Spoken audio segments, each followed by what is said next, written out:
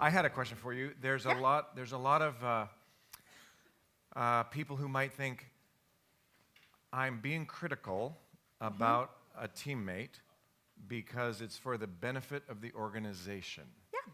How would you respond to that? So this gets into that issue where we mistake kindness and niceness, right? Is that we often think, oh, well, if I'm trying to be kind, that means I can't say anything at all to deal with. No, that's not the case at all. I mean, look at all the places that Jesus confronted people. The key with kindness is that you're looking out for the best interests of the other person. And I'll give you an example from one of the people in the study group. She was doing this for a colleague. They were both managers in their respective departments, and they ran sort of peer parallel departments. And she was very upset with the managerial style of her companion in this other department. And he was a gentleman that just didn't seem to care how the fact that he would leave people in tears in his office, you know. And so she started doing the 30-day kindness challenge. And she's like, what does this look like? And she realized, you know what? It is absolutely not kind to let him continue to destroy not only others' emotional equilibrium, but his own. Like, this is not helping him in his life. And if he keeps going in this direction, he's going to eventually get canned. Like, he's going to be shuttled out. And it is not kind to not confront it. The key is, it's not just about being negative, it's about recognizing the key of not saying things negatively. And so she actually went to him. This was during the 30-day kindness challenge. She went to him and she said, essentially, Bob, that this, you need to know very calmly that this is the results of what you're doing. And if you continue in this, I know, and she gave him the benefit of the doubt. That's another big thing, which is, look, I know you don't intend to be cruel, but you are being cruel. And if this continues, I know you can change this, and I know you want to, but if this continues, you need to know that I'm going to feel a need to elevate this. I'm going to have to send this up the chain. And she said he didn't magically change, but he was very taken, like, whoa, I didn't realize it was that bad, and he started to work on it, and it really changed their relationship. And maybe if there's something somebody's doing that is, in fact, inappropriate, not on time, not dressing appropriately, whatever the case, maybe you can say to them, but not to somebody else. The key is you can talk about things without being negative and without having that negative expression.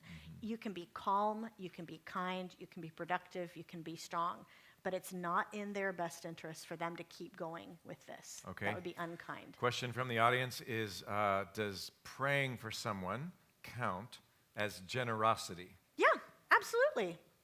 I mean, the key is, does that person know that you're praying for them? Now, there may be somebody you're like, I can only pray in private with them, because if I tried to pray out loud, I would start praying curses on their head. But no, the key for that, what we found is, as you do that act of generosity for the other person, you're sending a message to two people. You're telling that person subconsciously you're valuable, you're worth this, and you're telling yourself that as well. So if you're praying for them silently, you're telling yourself that, but not necessarily the other person. Okay, the next question is, can we do the kindness challenge with someone who's not physically present with us? Yeah, so the key is to do this as a boot camp. That first time you do it, try to do it with someone you see fairly regularly, because that is really where your eyes are opened and you see all those things, like your patterns of unkindness and how little you praise. If somebody isn't physically present, I would say do that as step 2. Do that the next round of doing the kindness challenge more broadly. Okay. How about some company examples you might have seen where somebody implemented this in the company? They went to the website or whatever, they read the book, and what about outcomes? Yeah. All these type A people are saying, give me results. Give me some results, yes, exactly. Well, this is where we found, seriously, 89% of relationships improved, of people who do this. It was crazy. Like, you would have expected, it was 90% in personal relationships and 82% in corporate relationships, and no, all the way down the chain, it was 89%. It was weird.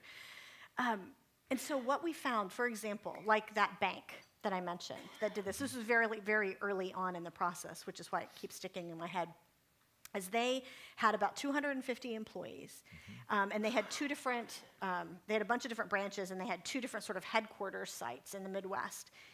And they actually found that one of the things that they didn't realize was going to be a big outcome of this is that it made this sort of positive peer pressure of everybody started being very aware of how often there was the interoffice politics and the negativity because everybody was doing it. And so there was this sense of, well, Jenny did, I can't say that. And everybody around them would be like, oh, you're right, you can't say that. And it ended up, they said, it lifted the emotional sort of temperature of the whole organization. They said it was fascinating. That's why they decided to offer it to all their customers. Wow. Yeah. Somebody asked, what is number 4, 5, 6, and 7? Yeah, that's another type A. This is a room full of type A. So me too, right? As you can probably Somebody tell. came up to me the other day at an event and said, I missed one blank fill in. I'm like, oh no, you missed a blank fill in. But somebody said, what is number 4, 5, 6, and 7? So let me just go through them pretty quickly. So one of the others is this sense of pessimism. It's very easy to not realize that, we don't have to go through all of them, but sense of pessimism of, this is just not going to work.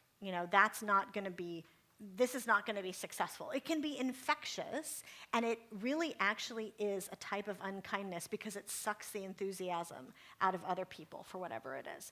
Another type, we should probably, I could go look at the list, but another type is suspicion. This is a big deal, actually, more of a big deal than you think it is in marriages, even okay marriages. It's not suspicious. What's he off doing? It's not that kind of suspicion. It's you hurt my feelings. You knew what you were doing. You knew that would hurt me.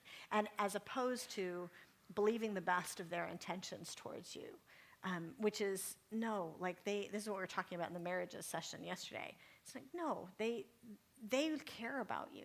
The John Gottman work, right? Correct. See your spouse through rose-colored glasses. Yeah. So as soon as your spouse does X and you say, well, as Shaunti just said, you didn't really mean that, then you're not seeing your spouse through rose-colored glasses. Did your research affirm that it takes 7 positives to equate to every negative, that whole thing? That's a Gottman thing as That well. is a Gottman thing, and it is roughly that. Gottman actually did a much more robust version of that study, and we haven't seen anything to contradict it. All of our research has affirmed it.